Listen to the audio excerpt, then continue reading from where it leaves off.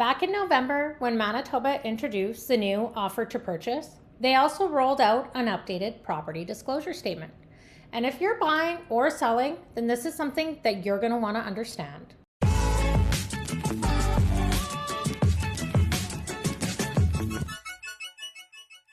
Welcome back to Real Estate Unlocked. In this week's episode, we're breaking down the new property disclosure statement, what it is, what's changed, and what it means for you. So the property disclosure statement, or PDS for short, is a form that's completed by the sellers. It outlines what they know about the condition of the home, and it covers a wide range of things. So from ownership and occupancy to the structure, the systems, and the overall history of the property. It's important to note that a seller is not required to complete a property disclosure statement, but if they do, they must complete it truthfully and to the best of their knowledge. So one of the biggest things to understand with the updated version is how detailed and structured it is.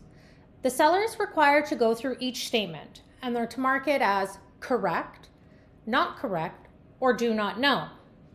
If something is marked as not correct or do not know, then the seller must complete a full explanation and not just a quick note. This matters because an incomplete or vague answers can be misleading, and they could potentially create some liability issues for the seller down the road. So this form goes into a lot more detail than people expect.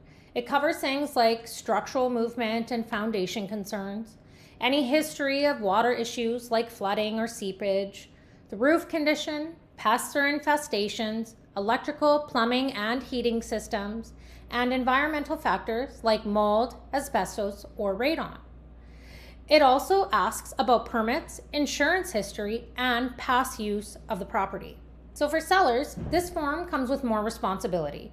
If you choose to complete it, you are required to answer truthfully based on your current knowledge.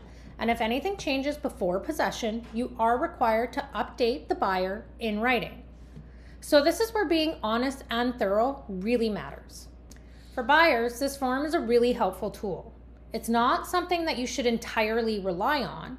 It's based on what the seller knows, so it should be used as a starting point and not a replacement for your own due diligence or getting that home inspection.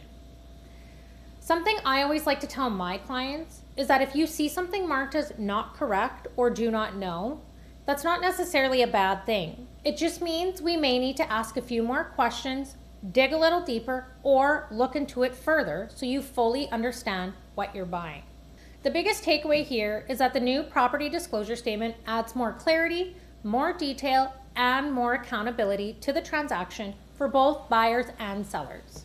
That's it for this week's episode of Real Estate Unlocked. Thanks for tuning in, and make sure to like, subscribe, and follow along for more home buying and selling tips, tricks, and education. We'll see you next week.